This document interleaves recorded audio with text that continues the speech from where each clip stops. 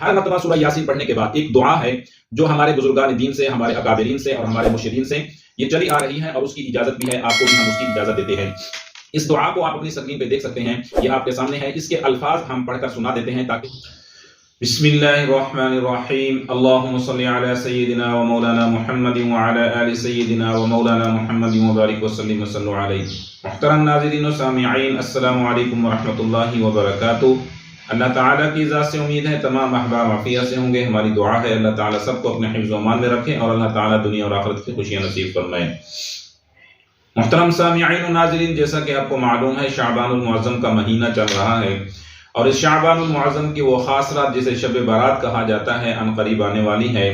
اسی ہفتہ کی شام جب ہفتہ کا دن گزرے گا تو اتوار کی رات اسے شب برات کی رات کہا جائے گا۔ شب برات کے متعلق حدیث مبارکہ میں آپ علیہ الصلوۃ والسلام کا ایک ارشاد ہے کہ اللہ تعالیٰ اس مبارک شب میں آسمان دنیا سے غروب آفتاب سے صبح صادق تک تجلی فرماتے ہیں، یعنی آسمان دنیا پہ اللہ تعالیٰ کی تجلیات کا ظہور ہوتا ہے۔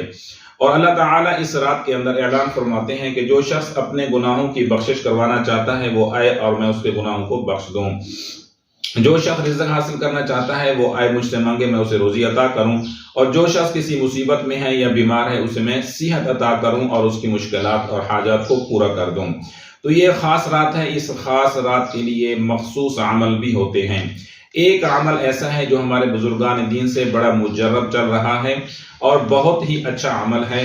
اس عمل کا طریقہ بھی آپ کو بتلا دیتے ہیں، اور وہ عمل کرنا ہے جس دن شروع ہوگی شب برات مغرب کے وقت، یعنی سورج غروب ہونے کے بعد نماز مغرب ادا کریں۔ نماز مغرب ادا کرنے کے بعد 3 مرتبہ سورہ یاسین پڑھنی ہے۔ پہلی مرتبہ سورۃ یاسین کو پڑھنا ہے مغرب کے بعد اس نیت سے کہ اللہ تعالیٰ عمر دراز کر دے، اور دوسری مرتبہ سورہ یاسین اس نیت سے پڑھنی ہے کہ اللہ تعالیٰ بلیات سے، بلاؤں سے حفاظت فرما دے، اور تیسری مرتبہ سورۃ یاسین اس نیت سے پڑھنی ہے کہ اللہ تعالیٰ اپنے سوا کسی اور کا محتاج نہ کرے۔ ہر مرتبہ سورہ یاسین پڑھنے کے بعد ایک دعا ہے جو ہمارے بزرگان دین سے، ہمارے اکابرین سے اور ہمارے مرشدین سے یہ چلی آ رہی ہے، اور اس کی اجازت بھی ہے، آپ کو بھی ہم اس کی اجازت دیتے ہیں۔ اس دعا کو آپ اپنی سکرین پہ دیکھ سکتے ہیں، یہ آپ کے سامنے ہے، اس کے الفاظ ہم پڑھ کر سنا دیتے ہیں تاکہ جب آپ سورۃ یاسین ایک مرتبہ پڑھیں تو پھر ایک بار یہ دعا پڑھنی ہے، پھر دوسری مرتبہ سورہ یاسین جب پڑھیں پھر یہ دعا پڑھنی ہے، تیسری مرتبہ سورہ یاسین پڑھیں تب بھی یہ دعا پڑھنی ہے۔ اب وہ دعا کیا ہے اپنی سکرین پہ دیکھتے جائیں اور الفاظ کو ذرا توجہ سے سن لیں۔ وہ دعا یہ ہے: اللہم یا ذا المن ولا یمن علیک یا ذا الجلال والاکرام یا ذا الطول والانعام لا الہ الا انت ظہر اللاجئین وجار المستجیرین وامان الخائفین اللہم ان کنت کتبتنی عندک فی ام الکتاب شقیا او محروما او مطرودا او مقترا علی فی الرزق فامحو اللہم شقاوتی وحرمانی وطردی وقطار رزقی واثبتنی عندک فی ام الکتاب سعیدا مرزوقا موفقا للخیرات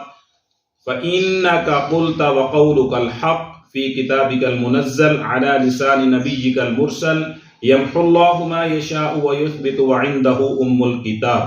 إلهي بالتجلي الأعظم في ليلة النصف من شعبان المكرم التي يفرق فيها كل أمر حكيم ويبرم أن تكشف عنا من البلاء وما نعلم وما لا نعلم وما أنت به أعلم إنك أنت الأعز الأكرم وصلى الله على سيدنا محمد وصلى الله على سيدنا محمد وآلہ وأصحابہ وسلم۔ یہ دعا ہے جسے پڑھنا لازمی ہے، اور اس کا طریقہ وہی جو میں نے آپ کو بتلا دیا کہ جب شب برات کی رات شروع ہوگی مغرب کی نماز آپ پڑھ لیں گے تو مغرب کی نماز کے بعد 3 مرتبہ سورہ یاسین پڑھنی ہے۔ پہلی مرتبہ نیت کرنی ہے لمبی عمر کی، دوسری مرتبہ نیت کرنی ہے کہ اللہ تعالیٰ بلاؤں سے، مصیبتوں سے حفاظت فرمائے، اور تیسری مرتبہ نیت کرنی ہے کہ اللہ تعالیٰ اپنے سوا کسی اور کا محتاج نہ کرے۔ تو جب بھی آپ سورہ یاسین پڑھیں گے، ایک بار سورہ یاسین پڑھنے کے بعد یہ دعا پڑھ لینی ہے، پھر دوسری مرتبہ سورہ یاسین پڑھنے کے بعد یہ دعا پڑھنی ہے، اور پھر اسی طرح تیسری مرتبہ سورہ یاسین پڑھنے کے بعد یہی دعا پڑھنی ہے، اور اس کے بعد اللہ تعالیٰ سے دعا مانگ لینی ہے۔ چونکہ یہ وہ رات ہے کہ جس کے اندر ہمارے گزشتہ سال کے اعمال اللہ کے حضور پیش ہوں گے، اور آنے والے سال کے جو امور ہیں، جو معاملات ہیں، اللہ تعالیٰ فرشتوں کے سپرد کر دیتے ہیں۔ یعنی اس رات کے اندر اللہ تعالیٰ وہ لسٹیں جاری فرما دیتے ہیں کہ اگلے شعبان تک اس سال کے اندر جن لوگوں کی روح قبض ہونی ہے، جنہوں نے وفات پا کر جانا ہے، دنیا چھوڑ کر جانا ہے، اور اس رات کے اندر اللہ تعالیٰ رزق کی ایک تقسیم فرشتوں کے حوالے کر دیتے ہیں۔ تو اسی طرح اللہ تعالیٰ اس رات میں یہ بھی اعلان فرماتے ہیں، شام مغرب سے لے کے صبح فجر، صبح صادق یعنی طلوع آفتاب تک اللہ تعالیٰ اعلان فرماتے ہیں، کوئی اپنے گناہوں کی بخشش کروا لو، کوئی مجھ سے رزق طلب کرنا چاہتا ہے میں اسے روزی عطا کر دوں گا، کوئی بیمار ہے صحت عطا کر دوں گا، کوئی مصیبت اور مشکلات میں ہے تو اللہ تعالیٰ فرماتے ہیں میں اس محتاجی کو دور کر دوں گا اور اس کے لیے آسانیاں پیدا کر دوں گا۔ تو اس عمل کو کرنا نہ بھولیے، اس رات کو ضائع کرنا مت بھولیے۔